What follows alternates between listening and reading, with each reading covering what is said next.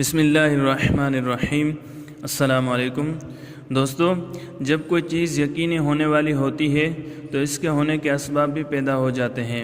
امام عالی مقام کی شہادت کے اسباب اس طرح پیدا ہوئے کہ رجب 60 سنہ ہجری میں حضرت امیر معاویہ رضی اللہ تعالیٰ عنہ کا انتقال ہوا، اور یزید جس کے لیے وہ اپنی زندگی ہی میں بیعت لے چکے تھے، ان کا جانشین ہوا۔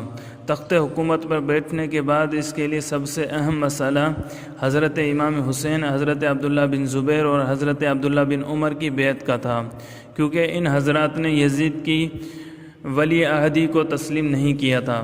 علاوہ ازیں ان حضرات سے یزید کو یہ بھی خطرہ تھا کہ کہیں ان میں سے کوئی خلافت کا دعویٰ نہ کر دے، اور ایسا نہ ہو کہ سارا حجاز میرے خلاف اٹھ کھڑا ہو۔ اور حضرت امام حسین کے دعوی خلافت کی صورت میں عراق میں بغاوت کا سخت اندیشہ تھا۔ ان وجوہ کی بنا پر یزید کے پیش نظر سب سے بڑا مسئلہ اپنی حکومت کی بقا اور تحفظ کا تھا، اس لیے اس نے ان حضرات سے بیعت لینا ضروری سمجھا۔ چنانچہ اس نے ولید بن عقبہ گورنر مدینہ کو امیر معاویہ کی وفات کی خبر دی، اور ساتھ ہی ان حضرات سے بیعت لینے کے لیے سخت تاکیدی حکم بھیجا۔ ابھی تک اہل مدینہ کو امیر معاویہ کی وفات کی خبر نہ تھی۔ ولید یزید کے اس حکم سے بہت گھبرایا، کیونکہ اس کے لیے اس کی تعمیل بہت مشکل تھی اور وہ اس کے انجام کو بھی اچھی طرح سمجھتا تھا۔ اس نے اپنے نائب مروان بن حکم کو بلایا اور اس سے اس معاملے میں مشورہ طلب کیا۔ مروان سنگ دل اور سخت مزاج تھا۔ اس نے کہا، میری رائے یہ ہے کہ ان تینوں کو اسی وقت بلائیں اور بیعت کا حکم دیں۔ اگر وہ بیعت کر لیں تو بہتر، اور اگر وہ انکار کریں تو تینوں کا سر قلم کر دو۔ اگر تم نے ایسا نہ کیا تو جب ان کو وفات معاویہ کی خبر ملے گی تو یہ تینوں ایک ایک مقام پر جا کر مدعی خلافت بن کر کھڑے ہو جائیں گے، پھر ان پر قابو پانا سخت مشکل ہو جائے گا۔ البتہ ابن عمر کو میں جانتا ہوں، ان سے توقع بہت کم ہے کہ وہ جدال و قتال کرنا نہیں چاہتے، سوائے اس کے کہ یہ امر خلافت خود بخود ان کو دے دیا جائے۔ اس مشورے کے بعد ولید نے ان تینوں حضرات کو بلا بھیجا۔ اس وقت امام حسین اور عبداللہ بن زبیر دونوں مسجد نبوی میں تھے، اور وہ وقت بھی ایسا تھا کہ اس وقت ولید کسی سے ملتا ملاتا نہ تھا۔ قاصد نے ان دونوں کو امیر کا پیغام بھیجا۔ انہوں نے قاصد سے کہا، تم چلو، ہم ابھی آتے ہیں۔ ابن زبیر نے امام سے کہا، آپ کا کیا خیال ہے؟ امیر نے ایسے وقت میں جب کہ وہ کسی سے ملتے ملاتے نہیں ہمیں کیوں بلایا ہے؟ امام نے فرمایا، میرا یہ گمان ہے کہ امیر معاویہ فوت ہو گئے ہیں، اور ہمیں اس لیے بلایا کہ ان کی وفات کی خبر عام ہونے سے پہلے وہ ہم سے یزید کی بیعت لے لیں۔ ابن زبیر نے کہا، میرا بھی گمان یہی ہے۔ اب آپ کا کیا ارادہ ہے؟ فرمایا، میں اپنے چند جوانوں کو ساتھ لے کر جاتا ہوں، کیونکہ انکار کی صورت میں ہو سکتا ہے کہ معاملہ نازک صورت اختیار کر جائے۔ چنانچہ اپنی حفاظت کا سامان کر کے ولید کے پاس پہنچے اور مکان کے باہر اپنے جوانوں کو متعین کر دیا، اور ان سے کہا کہ اگر میں تمہیں بلاؤں یا تم سنو کہ میری آواز بلند ہو رہی ہے تو فوراً اندر آ جانا، اور جب تک میں باہر نہ آؤں یہاں سے ہرگز نہ سرکنا۔ آپ اندر گئے اور سلام کے الفاظ کہہ کر بیٹھ گئے۔ ولید نے آپ کو امیر معاویہ کی وفات کی خبر سنائی اور یزید کی بیعت کے لیے کہا۔ آپ نے تعزیت کے بعد فرمایا، میرے جیسا آدمی اس طرح چھپ کر بیعت نہیں کر سکتا، اور نہ میرے لیے اس طرح خفیہ بیعت کرنا مناسب ہے۔ اگر آپ باہر نکل کر عام لوگوں کو اور ان کے ساتھ ہمیں بھی بیعت کی دعوت دیں تو یہ ایک الگ بات ہوگی۔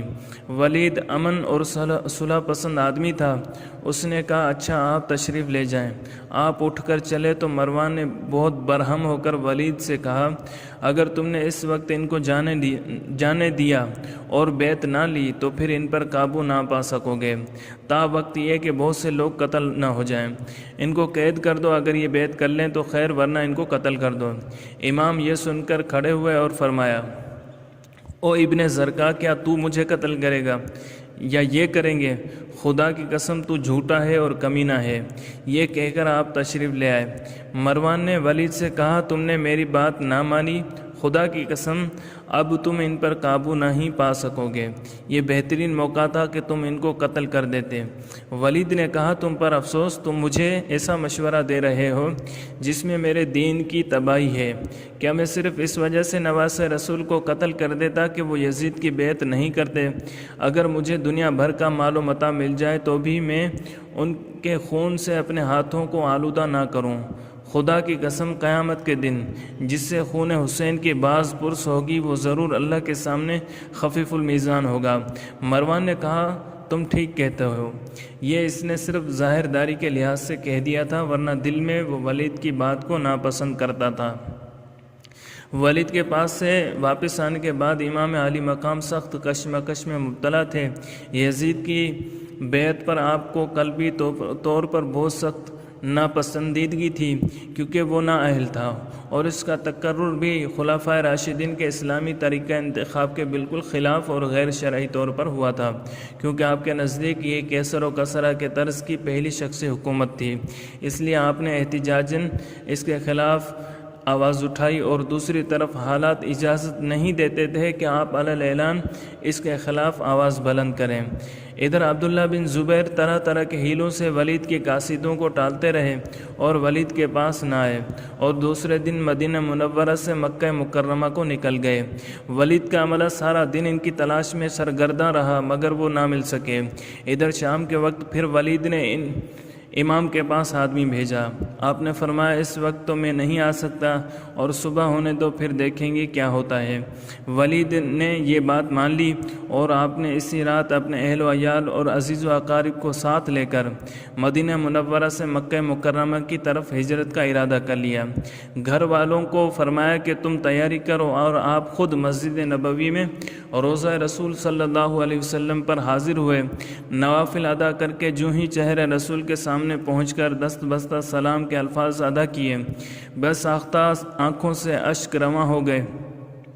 جوار رسول سے دوری اور شہر رسول سے جدائی کی غم انگیز خیال نے آپ پر رکت طاری کر دی۔ یہی وہ شہر تھا جس میں آپ نے عمر عزیز کا اب تک بیشتر حصہ گزارا تھا۔ بچپن سے اب تک اسی شہر کی پر نور فضاؤں اور معطر ہواؤں میں شب و روز کا سلسلہ رہا تھا۔ یہ شہر آپ کے نانا جان کا شہر تھا۔ آپ اس گلشن رسول کے مہکتے ہوئے پھول تھے، مگر اب اس شہر میں آپ کا رہنا مشکل ہو چکا تھا۔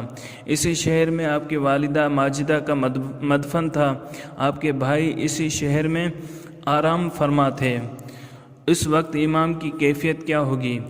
وہ روضہ رسول پر اپنے جذبات و احساسات کا اظہار کر رہے تھے، نانا جان کے روبرو اپنا احوال بیان کر رہے تھے۔ مزار مصطفیٰ پر شام ہوتے ہی امام آئے، اجازت کی غرض سے آخری کرنے سلام آئے۔ کہا رو کر سلام تاجدار عالم امکان، سلام سید عالم، سلام سرور ذیشان۔ ذرا دیکھو تو چہرے سے اٹھا کر گوشہ داماں، حسین ابن علی پر تنگ ہیں طیبہ کی اب گلیاں۔ ذرا حجرے سے نکلو اے مکین گنبد خضرا، ذرا دیکھو تو اہل بیت پر ہیں سختیاں کیا کیا۔ یزیدی دور ہے، اسلام ہے سرکار خطرے میں، نواسا آپ کا اس وقت ہے دشمن کے نرغے میں قرباں اے مجھے ناز و نعم سے پالنے والے، مصائب آنے والے دم زدن میں ٹالنے والے، ہماری بے کسی درماندگی کی لاج رکھ لینا، ہمیں نظروں میں اپنی صاحب معراج رکھ لینا۔ بس اب اے قبلہ دین مجھ کو جانے کی اجازت ہو، لب اطہر سے فرما دو حسین اب جاؤ رخصت ہو۔ مدینے سے شہ کونین کا نور نظر نکلا، وطن سے بے وطن ہو کر وطن کا تاجور نکلا۔ امام پاک اپنے اہل و عیال کو ساتھ لے کر مدینہ منورہ سے مکہ مکرمہ کی طرف ہجرت کر گئے۔ راستے میں حضرت عبداللہ بن مطیع سے ملاقات ہوئی۔ انہوں نے آپ کو ماں اہل و عیال مدینہ منورہ سے جاتے ہوئے دیکھ کر پوچھا میں آپ پر فدا ہو جاؤں، آپ کہاں تشریف لے جا رہے ہیں؟ فرمایا فی الحال تو مکہ مکرمہ جا رہا ہوں، وہاں جا کر اللہ تعالیٰ سے استخارہ کروں گا کہ کہاں جاؤں۔ عبداللہ نے کہا اللہ آپ کو خیر و عافیت سے رکھے اور ہمیں آپ پر فدا کرے۔ جب آپ مکے پہنچ جائیں تو کوفہ جانے کا ارادہ ہرگز نہ فرمائیں، کیونکہ وہ ایک منحوس شہر ہے۔ وہیں آپ کے والد ماجد شہید ہوئے اور وہیں آپ کے بھائی حضرت حسن کو بے یار و مددگار چھوڑ دیا گیا اور ان پر برچھی کا وار کیا گیا۔ قریب تھا کہ وہ جاں بحق تسلیم ہو جاتے۔ آپ مکے میں ہی رہیں اور اس کو نہ چھوڑیں۔ آپ عرب کے سردار ہیں، آپ اہل حجاز آپ کے برابر کسی کو نہیں سمجھتے، ہر طرف سے لوگ آپ کے پاس آئیں گے۔ میرے چچا اور ماموں آپ پر نثار ہوں، آپ حرم کعبہ کو ہرگز نہ چھوڑے گا۔ خدا کی قسم اگر خدا نخواستہ آپ قتل ہو گئے تو آپ کے بعد ہم سب غلام بنائے جائیں گے۔ اب آپ کے مکہ مکرمہ پہنچنے کی خبر سن کر لوگ جوک در جوک آپ کے پاس آنے لگے اور زیارت کا شرف حاصل کرنے لگے۔ حضرت عبداللہ بن زبیر بھی مکے میں ہی تھے، وہ بھی آپ کے پاس آتے جاتے۔ اہل مکہ کو آپ کے آنے کی بہت خوشی ہوئی تھی، وہ آپ کے دیدار پر انوار سے اپنے دیدہ و دل کو روشن و منور کر رہے تھے۔ کوفہ حضرت علی رضی اللہ تعالیٰ عنہ کی جماعت اور محبوں کا مرکز اور گڑھ تھا، اس لیے کہ آپ نے اپنے عہد خلافت میں دارالخلافہ مدینہ طیبہ سے منتقل کر کے کوفے میں قائم کیا تھا، لہٰذا آپ کے سب محب وہیں جا کر آباد ہو گئے تھے۔ یہ امیر معاویہ کے زمانے میں بھی امام علی مقام کی خدمت میں کوفہ تشریف آوری کی درخواستیں بھیج چکے تھے۔ اب جب اہل کوفہ کو حضرت امیر معاویہ کا انتقال کرنا اور امام علی مقام اور عبداللہ بن زبیر اور عبداللہ بن عمر کا بیعت یزید سے انکار کرنا معلوم ہوا تو کوفہ کے تمام لوگ سلیمان بن سرد خزامی کے گھر جمع ہوئے۔ محمد بن بشیر ہمدانی کا بیان ہے کہ تمام لوگ سلیمان بن سرد کے گھر جمع ہوئے اور امیر معاویہ کی وفات کا ذکر ہوا۔ پھر سلیمان بن سرد نے کہا کہ امیر معاویہ کی وفات ہو گئی ہے اور امام حسین نے یزید کی بیعت سے انکار کیا ہے اور مکے چلے گئے ہیں، اور تم لوگ ان کے اور ان کے باپ کی جماعت ہو، پس تم خوب جان لو کہ اگر تم ان کی مددگار بن سکتے ہو، ان کے دشمنوں سے جہاد کر سکتے ہو تو ان کو لکھو، اگر تمہیں اپنی کمزوری اور بزدلی کا اندیشہ ہو تو ان کو دھوکہ نہ دو۔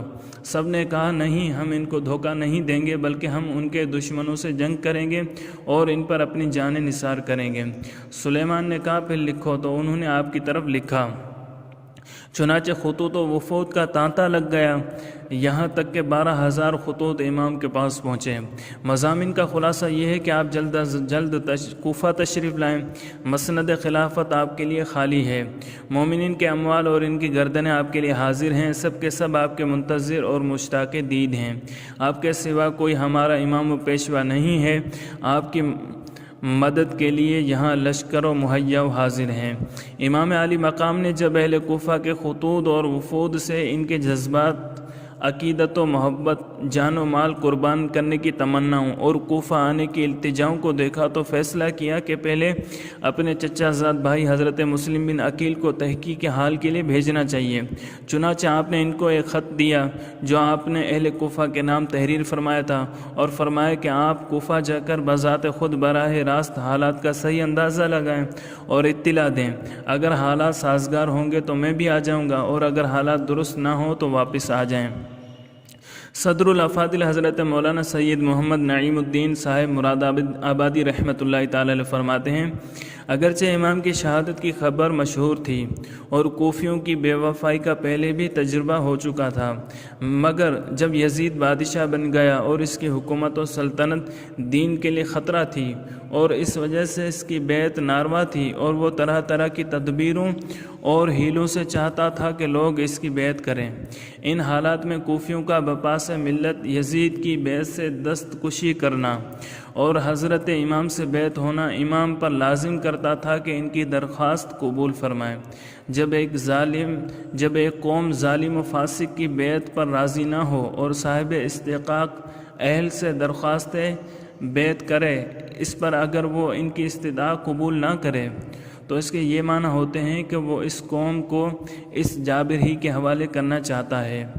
امام اگر اس وقت کوفیوں کی درخواست قبول نہ فرماتے تو بارگاہ الہی میں کوفیوں کے اس مطالبے کا امام کے پاس کیا جواب ہوتا کہ ہم ہر چند در پہ ہوئے مگر امام بیعت کے لیے راضی نہ ہوئے، بدی وجہ ہمیں یزید کے ظلم و تشدد سے مجبور ہو کر اس کی بیعت کرنا پڑی، اگر امام ہاتھ بڑھاتے تو ہم ان پر جان فدا کرنے کے لیے حاضر تھے۔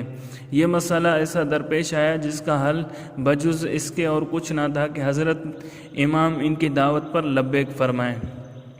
اگرچہ اکابر صحابہ کرام حضرت ابن عباس، حضرت ابن عمر، حضرت جابر، حضرت ابو واقدیشی وغیرہ حضرت امام کی اس رائے سے متفق نہ تھے اور انہیں کوفیوں کے عہد و مواثیق کا اعتبار نہ تھا، امام کی محبت اور شہادت امام کی شہرت ان سب کے دلوں میں اختلاج پیدا کر رہی تھی، گو کہ یہ یقین کرنے کی بھی کوئی وجہ نہ تھی کہ شہادت کا یہی وقت ہے اور اسی سفر میں یہ مرحلہ درپیش ہوگا، لیکن اندیشہ مانے تھا۔ حضرت امام کے سامنے مسئلے کی یہ صورت درپیش تھی کہ اس استدعا کو رد کرنے کے لیے عذر شرعی کیا ہے، اور ادھر ایسے جلیل القدر صحابہ کے شدید اصرار کا لحاظ، ادھر اہل کوفہ کی استدعا رد فرمانے کے لیے کوئی عذر شرعی نہ ہونا حضرت امام کے لیے نہایت پیچیدہ مسئلہ تھا، جس کا حل بجز اس کے کچھ نظر نہ آیا کہ پہلے حضرت امام مسلم کو بھیجا جائے، اگر کوفیوں نے بدعہدی و بے وفائی کی تو عذر شرعی مل جائے گا، اور اگر وہ اپنے عہد پر قائم رہے تو صحابہ کو تسلی دی جا سکے گی۔ دوستو، اگر آپ کو ہماری یہ ویڈیو پسند آئی ہے تو لائک کیجئے، کمنٹ کیجئے، اپنے دوستوں کے ساتھ شیئر کیجئے، اور آپ نے ابھی تک ہمارے چینل کو سبسکرائب نہیں کیا تو سبسکرائب کر لیجئے تاکہ ہماری ہر نئی آنے والی ویڈیو آپ تک بآسانی پہنچ سکے۔